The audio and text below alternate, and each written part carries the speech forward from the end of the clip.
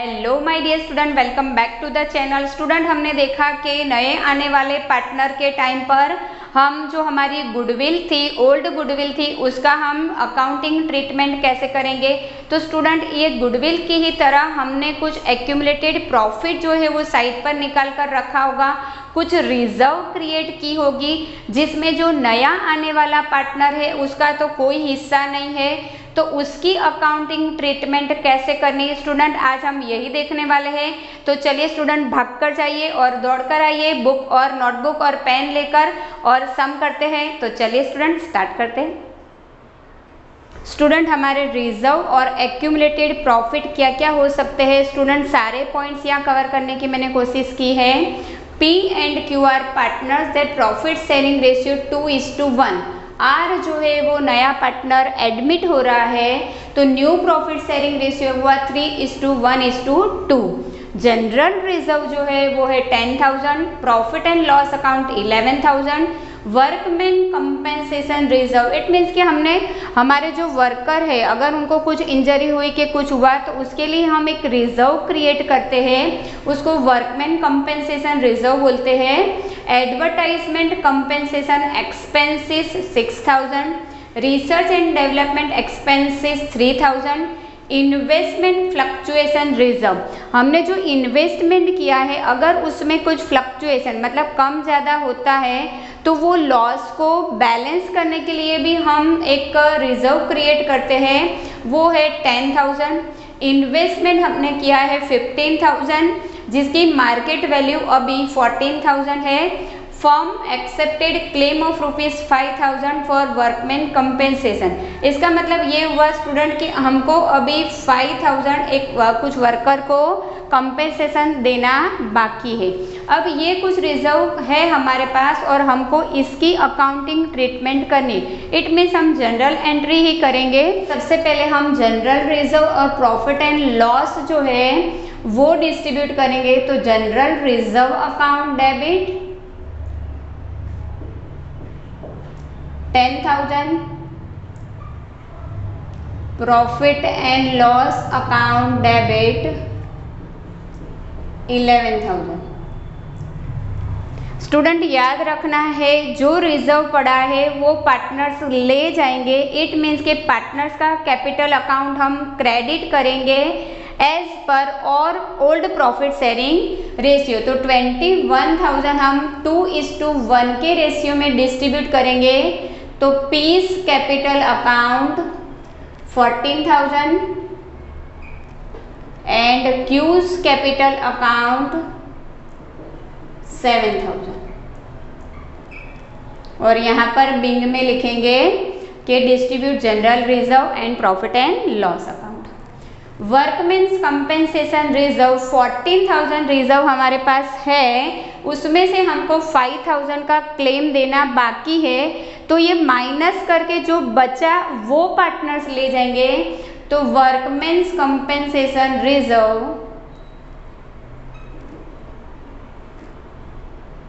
Debit 14,000 to workmen's claim account, क्योंकि ये हमको देना है तो ये माइनस करेंगे और जो बचा 14 में से 5 तो 9, तो P's capital account 6,000 and two Q's capital account 3,000। अब इन्वेस्टमेंट लेते हैं स्टूडेंट। इन्वेस्टमेंट फ्लक्चुएशन रिजर्व हमने क्रिएट किया है 10,000 का, हमने जो इन्वेस्टमेंट किया है वो 15,000 है, बट अभी उसकी मार्केट वैल्यू आ रही है 14,000, इट मीन्स के 1,000 का लॉस है। तो जो लॉस है वो हमने रिजर्व इसीलिए क्रिएट किया है कि वो लॉस को हम टैली कर सके, बैलेंस कर सके फ्रॉम फ्लक्चुएशन रिजर्व। तो ये 10 में से जो 1,000 का लॉस है वो हम इसी में से बैलेंस करेंगे और जो बाकी बचा इट मीन्स के 9,000 उसको हम डिस्ट्रीब्यूट करेंगे। सेम वर्कमेंस कंपेंसेशन रिजर्व जैसी एंट्री आएगी, investment fluctuation reserve account debit 10,000 to investment account जो हमको 1,000 का अभी लॉस हो रहा है 1,000, बाकी बचे 9,000 उसको हम डिस्ट्रीब्यूट करेंगे पीस कैपिटल अकाउंट सेम ऊपर जैसा है 6,000 to Q's capital account 3,000। Student अब रिजर्व कोई भी नहीं बचा है, अब है एक्सपेंसेस। एक्सपेंसेस जो है वो हमको पे करना बाकी है। तो जैसे रिजर्व पार्टनर्स वो है वो कैपिटल में उनकी हमने क्रेडिट किया, तो ऐसे एक्सपेंसेस पे करना बाकी है तो हम पार्टनर पास से लेंगे। जब रिजर्व जो है वो पार्टनर ले गए तो हमने कैपिटल अकाउंट क्रेडिट किया, तो एक्सपेंसेस जो है उसको हम पार्टनर्स का कैपिटल अकाउंट डेबिट करेंगे। तो फोर्थ हमारी जनरल एंट्री होगी P's capital account debit, Q's capital account debit, advertisement compensation expenses 6,000 to research and development expenses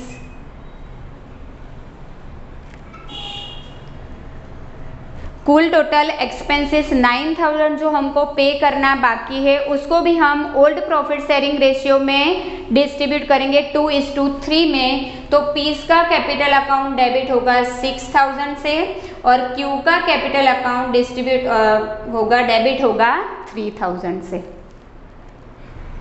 student बहुत इजी है, हमको लॉजिकली सोचना है कि नया जो पार्टनर आया है उसका रिजर्व में या एक्सपेंसेस में कोई हिस्सा नहीं है, तो ऑब्वियसली जो ओल्ड पार्टनर है वो उनके ओल्ड प्रॉफिट शेयरिंग रेशियो के हिसाब से डिस्ट्रीब्यूट कर लेंगे। स्टूडेंट हमने गुडविल को डिस्ट्रीब्यूट कर ली, रिजर्व या एक्यूमुलेटेड प्रॉफिट था उसको भी हमने डिस्ट्रीब्यूट कर दिया। तो स्टूडेंट अब बचा क्या, असेट्स एंड लायबिलिटीज बची जो हमारी ओल्ड पहले से चली आ रही है और उसकी अभी जो है रीवैल्यूएशन करना बाकी है। स्टूडेंट समझो कि अगर नया पार्टनर आया है तो उसको हमको टोटली न्यू अकाउंट बनाकर ही देना है, क्योंकि ओल्ड में उसका कहीं पर भी कोई हिस्सा नहीं है। इट मीन्स कि हम एक नई अकाउंटिंग ही क्रिएट करेंगे, तो ओल्ड में नए आने वाले पार्टनर का कोई लेना देना नहीं है।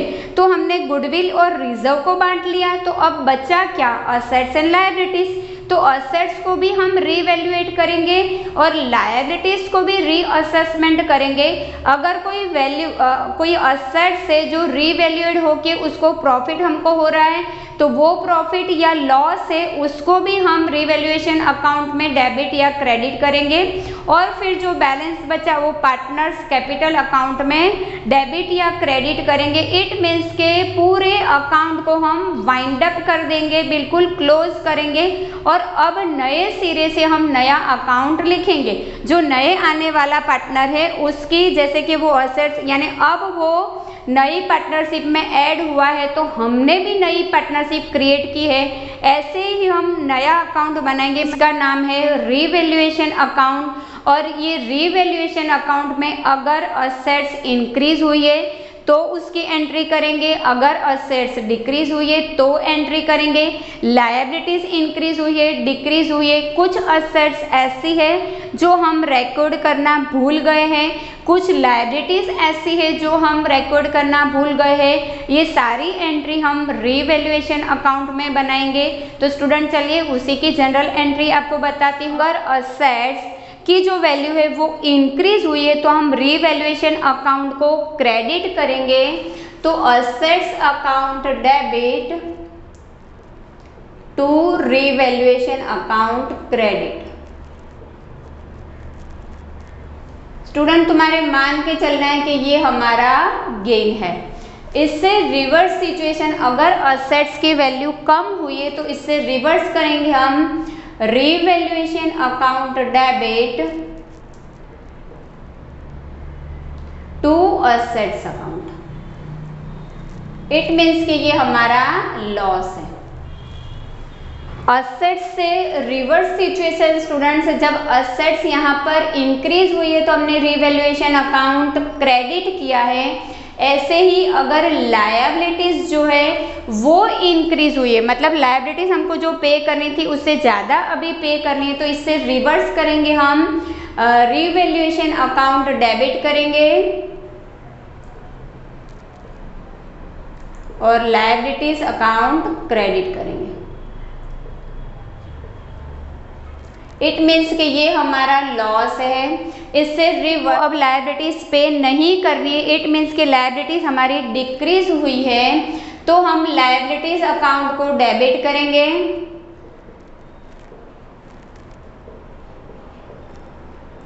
To revaluation account. मतलब ये हमारा वन टाइप ऑफ गेन है।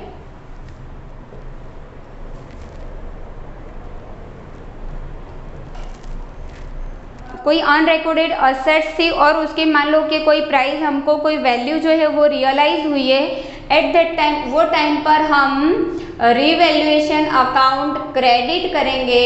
स्टूडेंट ये याद रखना है कि जब हमको गेन होता है तब हम रीवैल्यूएशन अकाउंट क्रेडिट करते हैं, तो यहाँ पर हमारा गेन हुआ है। तो इससे रिवर्स सिचुएशन हो सकती है। अनरिकॉर्डेड लायबिलिटीज मिली है जो हमने अभी तक बुक में लिखी नहीं थी और अब हमको पे करनी है। इट मीन्स कि हमारा लॉस हुआ, तो लॉस हुआ तो हम रीवैल्यूएशन अकाउंट डेबिट करेंगे। तो रीवैल्यूएशन अकाउंट डेबिट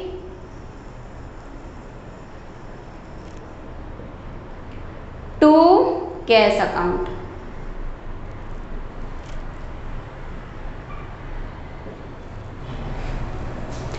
इतना बैलेंस करने के बाद हम रीवैल्यूएशन अकाउंट का just like a profit and loss account हम बैलेंस निकालेंगे, और अगर प्रॉफिट होता है गेन वाला क्रेडिट साइड का टोटल ज़्यादा है, इट मीन्स के प्रॉफिट होगा, और प्रॉफिट होगा पार्टनर्स का कैपिटल अकाउंट क्रेडिट करेंगे। तो revaluation account debit to partners capital account at the time of gain.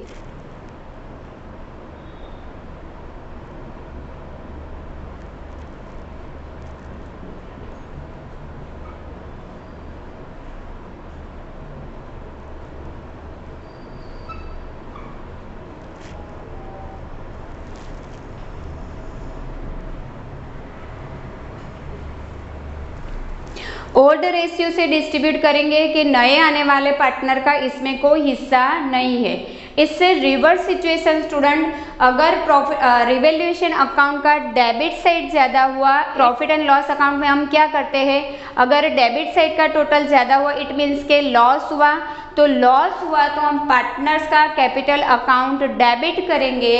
तो हमारी लास्ट एंट्री बनेगी partners capital account debit to revaluation account. ये भी ओल्ड रेशियो के हिसाब से डिस्ट्रीब्यूट होगा।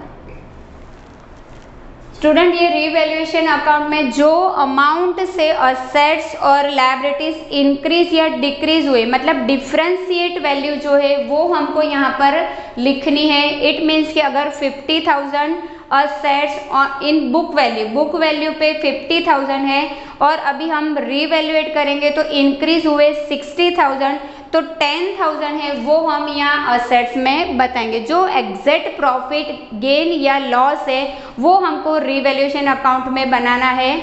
स्टूडेंट रीवैल्यूएशन अकाउंट को profit and loss adjustment account भी कहते हैं। जैसे हम प्रॉफिट एंड लॉस अकाउंट में एंट्री करते हैं ऐसे ही यहाँ पर एंट्री करनी है, बस सिर्फ हमको डिफरेंशिएट वैल्यू लिखनी है असेट्स और लायबिलिटीज़ की, और अनरिकॉर्डेड असेट्स और लायबिलिटीज़ हम लिखेंगे उसका भी, जो हमको कैश पेमेंट करना है वो या कैश हमको रिसीव्ड हुआ है वो। स्टूडेंट आज के टॉपिक में हमने ये कवर किया कि जो एक्यूमुलेटेड प्रॉफिट है या तो जो रिजर्व है उसको ओल्ड पार्टनर उसकी अकाउंटिंग ट्रीटमेंट कैसे करेंगे, और लास्ट में जो असेट्स और लायबिलिटीज़ है उसको इंक्रीज या डिक्रीज हुई उसको रीवैल्यूएट होगा तो उसका जो प्रॉफिट या लॉस होगा उसको कौन से अकाउंट में हम एंट्री करेंगे, तो वो था हमारा रीवैल्यूएशन अकाउंट। तो स्टूडेंट होप सो कि आपको अच्छे से समझ आई होगी। तो चलिए स्टूडेंट, मिलती हूँ नेक्स्ट वीडियो में, तब तक के लिए good bye and have a nice day.